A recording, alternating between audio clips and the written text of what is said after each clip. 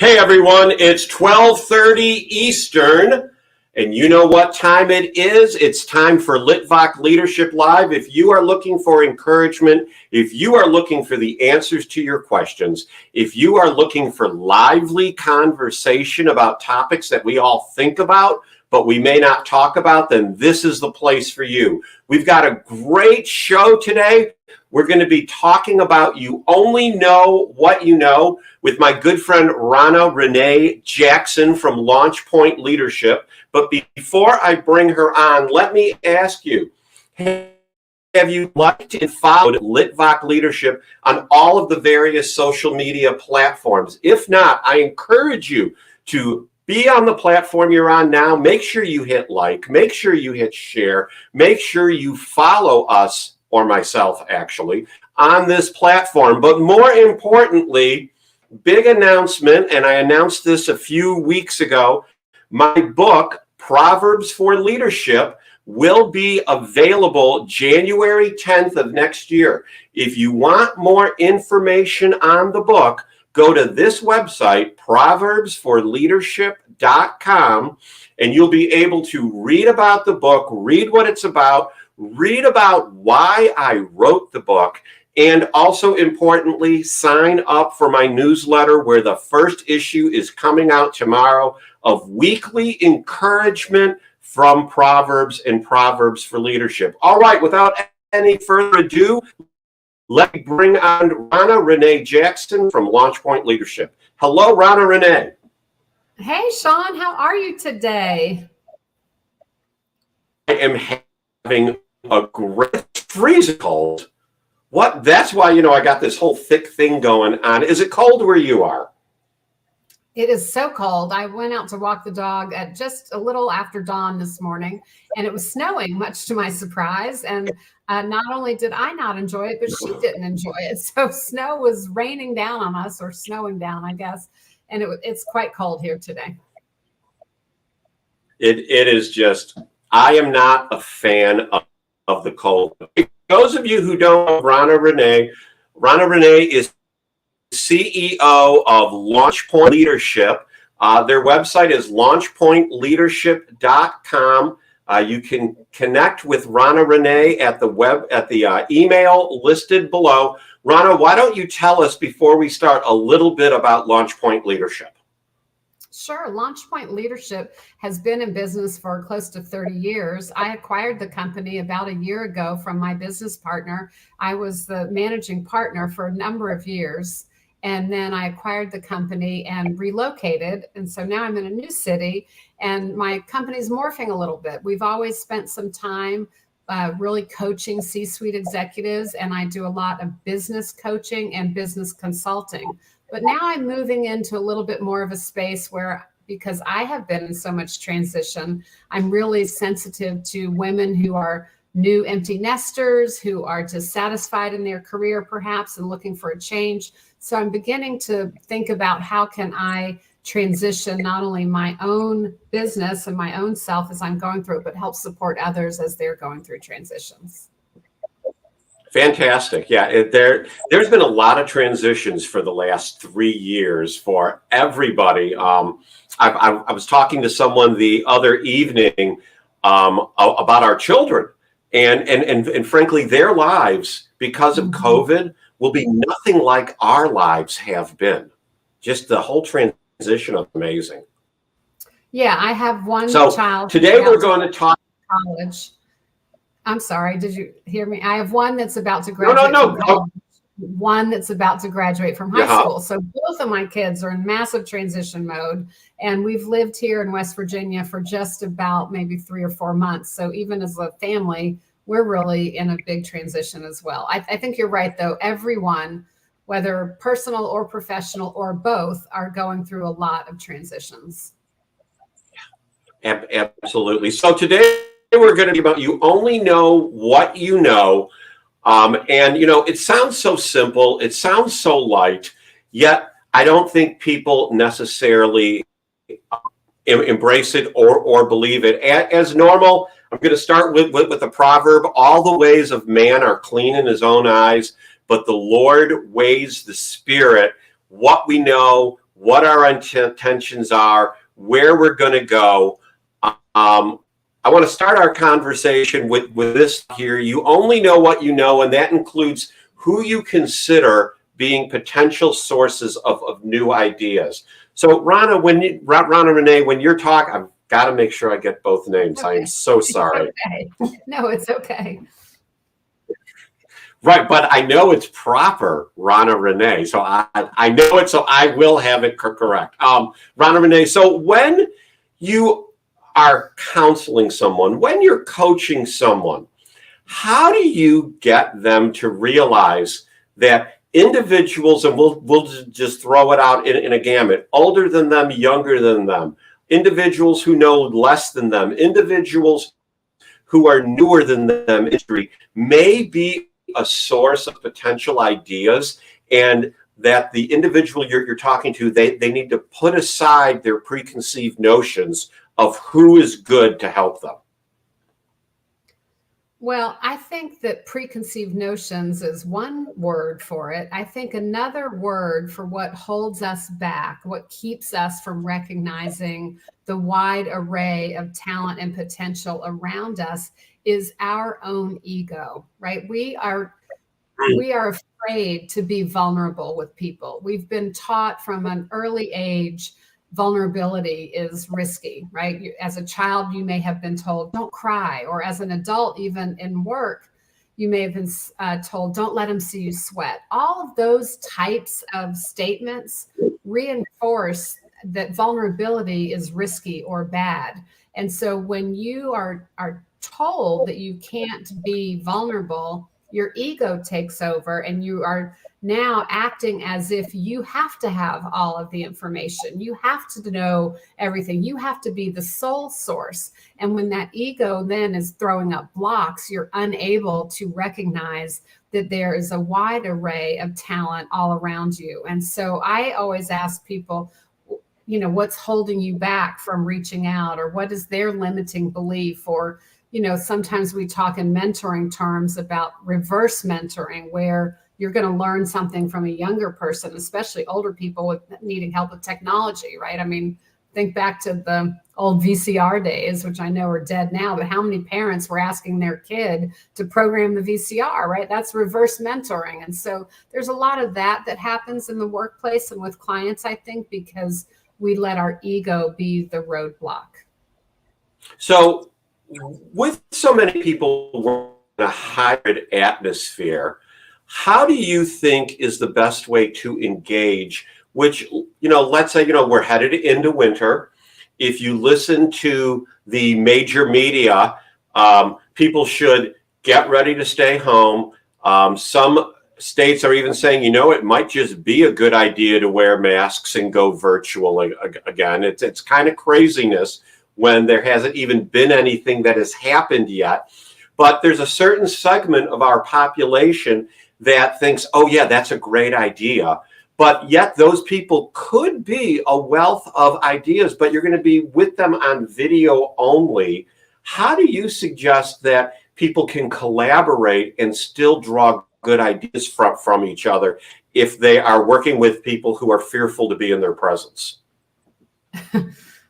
What a charged question. I think, a lot of this fear. I think I held my position kind of behind a wall a little. I tried. It's fearful to be in someone's presence. It leaves me scratching my head sometimes, right? When I'm driving down the road and I see somebody in a car by themselves wearing a mask or walking down the street by themselves. I'm like, I don't get it, honestly. So I'm a little bit in that camp too about, I don't know what you're afraid of, but that's not what your question was. Your question is, how do I encourage people? And I think there is a wide array of tools more than ever available to us. Even platforms like this, okay, StreamYard, Zoom, webinar. I think that the longer this isolation goes, the more people are narrowing their lens, right? You're either becoming more entrenched in what you already have a predisposition to believe. And we all know about statistics. You can find something to support your argument, no matter what your argument is, right? And that happens across the spectrum.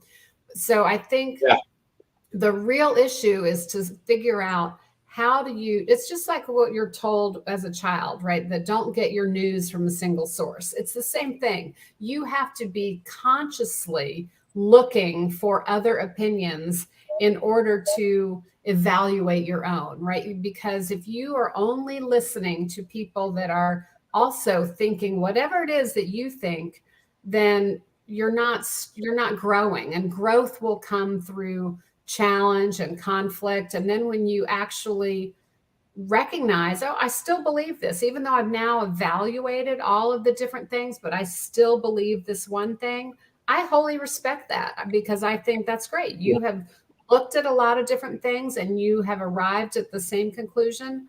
But when you haven't examined any of the alternative opinions, medical, scientific data, if you just are digging in your heel on whatever the issue of the day is, we seem to be talking about COVID, but if it's whatever the issue is and you are digging in your heels, then you really are doing yourself a disservice, because you're failing to recognize that other people may know more. And that's what this whole chapter is about in your book.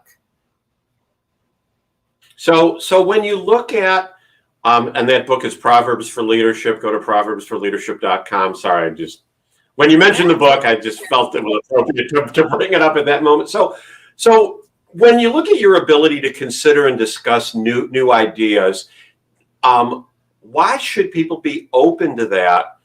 Not only for personal growth, but to have an impact on others. How do people get over that hump of a new idea? How do people get over that hump of wanting to, people want to grow, some people at least, but sometimes the whole new thing just becomes too much information? Yeah, I think it's really, it's a centering exercise almost, right? That you have to be centered around what is true for you. And I always say there's two kinds of true. There's the big T, like sky is blue, right? I mean, that you can't argue with that.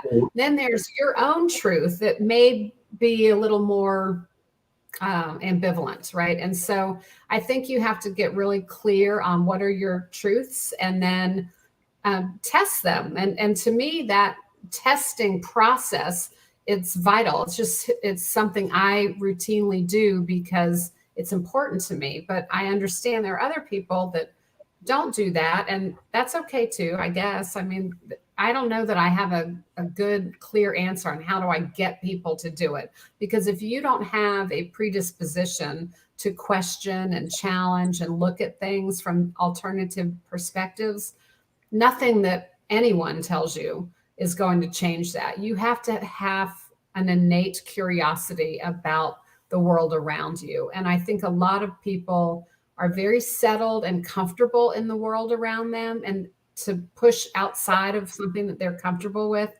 is too much, and they're not willing to do that. So I think you have to have an innate sense of curiosity about the world around you. And how would someone develop, a greater innate sense of curiosity beyond their immediate circle? Well, I know what I do, but again, I'm probably thinking a little differently. I seek out opinions, articles, books that I've never read or never heard of before. If I am reading something that I am familiar with, and a thought comes to my mind and I don't know anything about it, I, pick up my iPad and Google and I start digging, going down a rabbit hole. I mean, I'll tell you that my most recent example of that is I am a big fan of the TV program, The Crown. And so, not only just Okay. from the historical perspective, but I've been watching The Crown. And so much happens in that show that I don't know anything about. Either my history education was lacking or I just have not had any exposure to it. So I am constantly, I really can't sit down and watch an episode of that without having my iPad handy, because I have to stop and Google and see what that's all about. And so I've learned something about history and all that. It's the same process. If you're reading a newspaper article and they're quoting a person that you've never heard of, or they're quoting, the latest policy on the Center for Disease Control or on, environmental issues or whatever the case is, if you are becoming informed, you have to take that next step to become informed further. Go dig into who is that that's speaking? Why are they an authority? What did they research and learn about in order to gain that authority status? And so to me, it's just like an onion. You're peeling back layers of the onion by asking why, and all the journalism questions that you always learn: who, what, when, where, and why. So I want to go back to something you said earlier, where you talked about ego and being humble. I want to flip it a little bit. For those who are church, synagogue, or faith-based people, when you hear someone get up and preach sometimes, and it's really good, you'll go up to them and be like, man, that was a great message. And I hate it when people go, oh, it's not me, all the glory to God, that had nothing to do with me. So to me, that's just like false humility. It's get over yourself. How do you help people to realize that there's nothing wrong with embracing some of their God-given talents, and that they don't need to walk in this uber humility all the time? Well, in that particular situation, I would call it out, right? I would say God maybe spoke to you, but you had to be able to articulate the message in a way that people could receive it. And not everyone can do that. So that's you, right? And, because I think there is this false sense of humility sometimes. And I think there's also false ego, right? And there's both sides of the equation. So I do think that for those of us that are in this type of space, right? Coaching, counseling, or, trying to encourage others, I think you have to call it out when you see it. And you can do that with kindness and with love. But I do think that there's a way that you have to address this kind of falseness that people are walking around wearing. So you have to put on a cloak of leadership, and that is incumbent upon me and you and others to be the leader in all circumstances. And we both know leadership is not always a comfortable position. So you have to call it out when you see it. What about when, let me get this to pop. There we go. Everyone has some level of prejudices. Whether they choose openly admit it or not, I think everyone has some prejudice, whether it's against a people group, an age group, whatever. How do you suggest that people be able to get over that, to realize that they're really missing out on learning something and building their own success by looking at successes or even lack of successes that an individual has had, but they have good advice?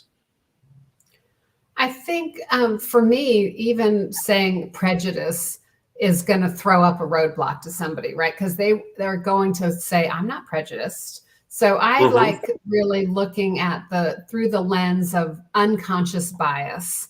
And I think that we do have bias. Some are conscious and some are unconscious. And so again, it's always calling that out when you see it. It's asking people, why do you think that? What would happen if you explored a different concept?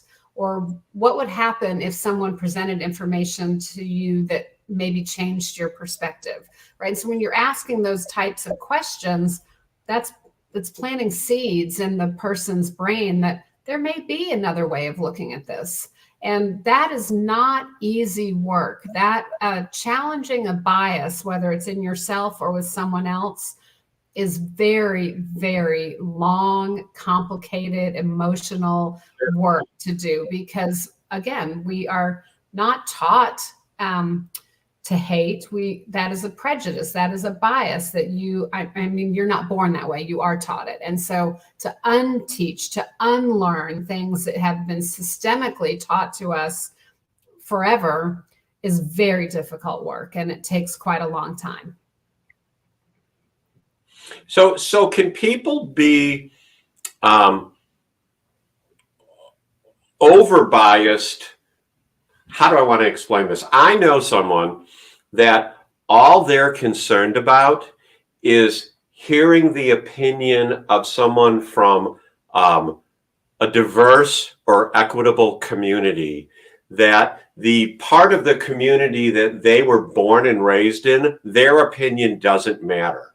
Can someone tip the scales too far in trying to learn someone else's perspective and by pushing away those that they've been with?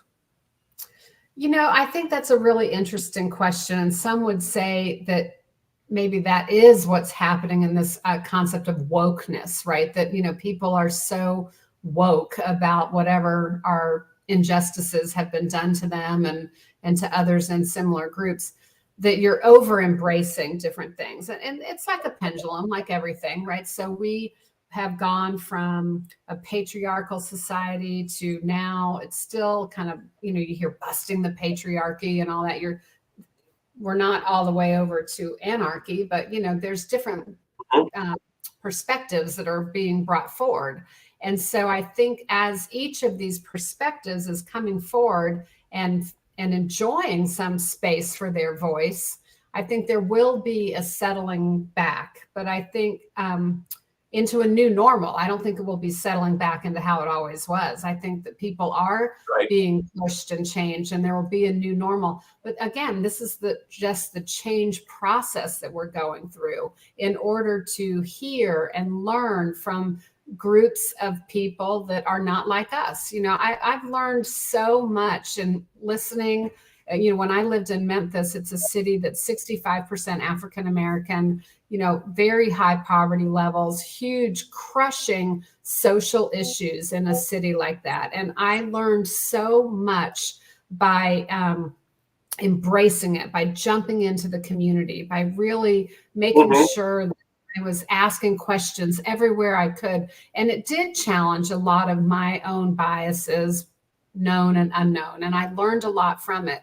But I think, so I'm of the school that everybody needs their time in the sun. And so let's let these voices speak. Let's listen for a while and learn more by listening so that we can better realize what we don't know. And then once we are informed and we have learned about these different perspectives, you settle back into whatever, you know, your new sense of normalcy is. So yeah, I think you can over embrace, but I think everything will settle in. You know, it's interesting. You bring up wokeness. So I'll tell you about a personal experience I had and then ask you to comment. Don't want to put you on the spot on it without giving my own opinion first. I was at a youth conference at our church probably in the last 3 or 4 months. And one of the speakers there was talking about wokeness. And this was an incredibly diverse crowd, all different races at the crowd, all different age groups, although it was a youth conference specifically geared, I would say, at high schoolers and Generation Z. And this speaker was talking about being woke for Jesus, that we've got the equity wokeness, we've got the racial wokeness, but where is the wokeness for Jesus? And he was challenging a group that was a very diverse group to be woke for their faith. So and it really made me think about, that yes, we need to listen to what the equitable group, and I'm referring to LGBTQ plus whatever else is added to it on there for their ideas. We need to listen to the diverse group based on skin color and ethnicity.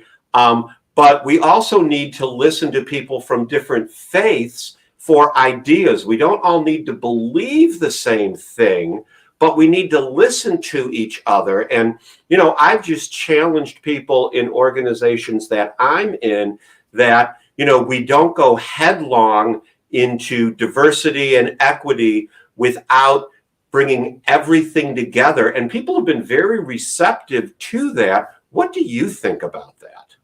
I think that we talk a lot about diversity and equity, but I think there's the third letter that comes with that often, and that's inclusion, right? So diversity, to me, in a very simplified way, diversity is having a lot of different voices around you.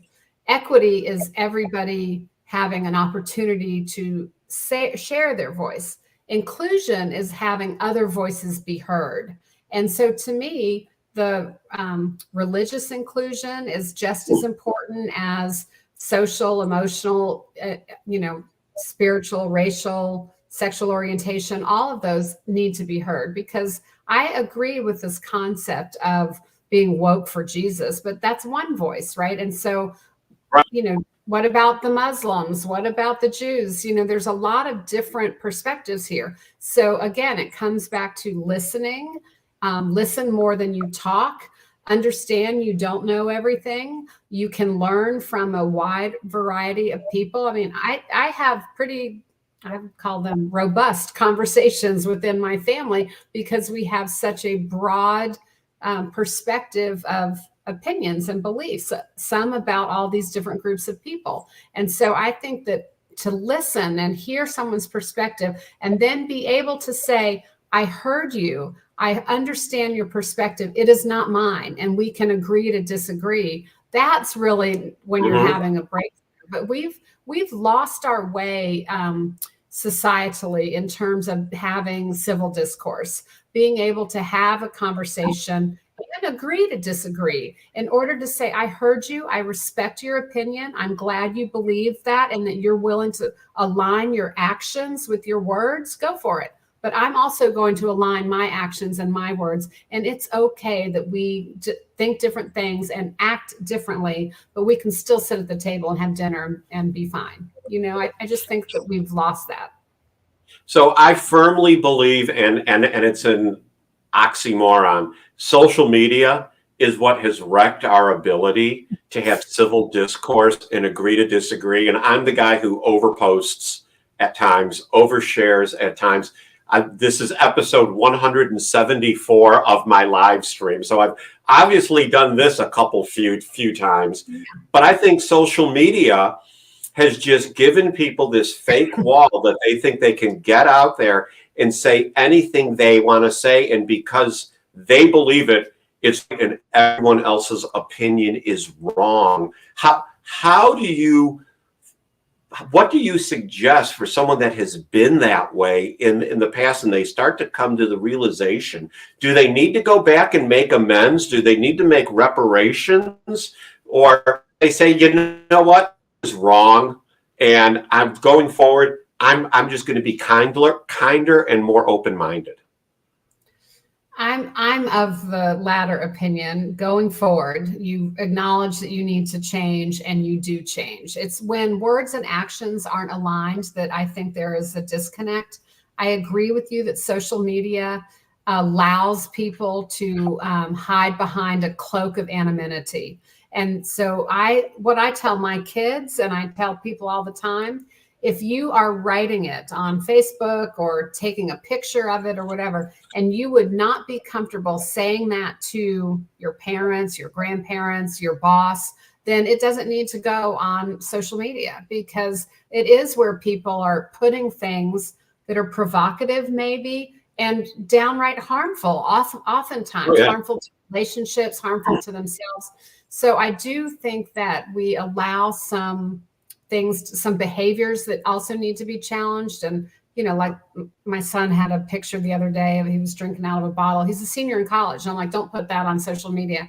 And he's like, oh, it's a good picture. I'm going to put it on Instagram. I said, do you think that your future prospective employers are not crawling through all of these social media accounts of somebody that they're hiring? I said, be smarter than that. And it's us helping them see something, but it's also asking ourselves, what am I putting out that I would not want to say to my father who's 88, or to an employer, or to my spouse? Am I not honoring those relationships because I'm putting something that's just more not secular, that's not even the right word, but just more of the world, I guess. Of the world, sure. Instead of really thinking about, who am I and who am I called to be and how am I called to act and all these things. It's kind of this hypocritical view of Christianity that people will do and say whatever they want and say, oh, I'm doing that in Jesus' name. Well, meanwhile, you are excluding people, you are hurting, you are not really listening to other perspectives. And I think that's very harmful. And people of every faith do that. Sure. You and I would just call out Christians first because that's where we are. Sure. What about the flip side of what you just said about social media, about putting out, don't put on that picture? There is a slice of people that have zero social media presence or near zero social media presence. Do you think that is harmful? And do you think they are keeping themselves from something that could be beneficial? Oh, I absolutely do. But that's because I embrace technology. Again, speaking about within my own family. Oh, sorry, my dog's barking. That's all right. My brother is what I lovingly call a troglodyte. I mean, he did not have a cell phone even. He's older than I am, did not have a cell phone. And so he got kind of turned around one day coming home from work. And he was relaying the story to me later. And I said, well, why didn't you just put your, where you were going in your GPS? And hey, puppy, come here. And, put it in your GPS, or why didn't you just, call somebody? And he's like, well, I don't have a phone. And, oh, my car doesn't have a GPS. And I'm like, mind blown. I'm like, what? And so I do think you are harming yourself by so turning away from it, because there's wonderful resources and knowledge. I mean, you can be in a foreign country and not know how to ask somebody for directions, and you pull out your phone, you put in a quick little translation app and you show them, and now you know where you're going. And so I think there's a safety element that can be in play. Puppy, come here. I am so sorry. And we're in temporary housing in this apartment. Oh, yeah, I've got two dogs and they've been totally silent. But they've barked before. Yeah. No big deal. So anyway, you can definitely, it could be a safety factor. It could be a knowledge, just pure knowledge that there are things, but you can over embrace it too. It's like everything. You have to find a good balance. Absolutely. Well, we've gone almost 31 minutes on what has been a very lively conversation. You are always great to have on. You have so much wisdom, understanding, and knowledge. You're easy to talk to. I'm going to throw this to you to wrap up the last couple minutes, but I want you to talk specifically about Proverbs 16:20. The Bible's just written in gender specific, so we can even say people who handle a matter wisely will find good, and whoever trusts in the Lord, happy is he or she. How can people apply that to our topic of you only know what you know? I think, to me, Sean, this is critical, because we live in a world that wants to beat us down, that tells us we're not good enough, you're not seen, you're not enough. And right here in this scripture, is everything that you need to be happy. You can settle into the word, and you can know that this is the truth, the big T, and this is giving you what you need for guidance. It gives you permission. It gives you permission to say, I don't know what all I need to know, but I'm able to lean into this and know and find happiness. It's a path. I can find happiness because I can acknowledge that I don't have all the answers. Gosh, sorry. Awesome. And yeah, especially the dog answers at this moment. So thank you again for being on the show. Thank your puppy for adding excitement. And everyone else, we will be back maybe next week, probably not since it's Thanksgiving week, but definitely the week after. I hope you've enjoyed Litvak Leadership Live today. And remember, go to proverbsforleadership.com to find out more about my forthcoming book that'll be available on January 12th, proverbsforleadership.com. That's all now. You all have a great day. Thank you. And I hit the wrong button. I hate when I do that.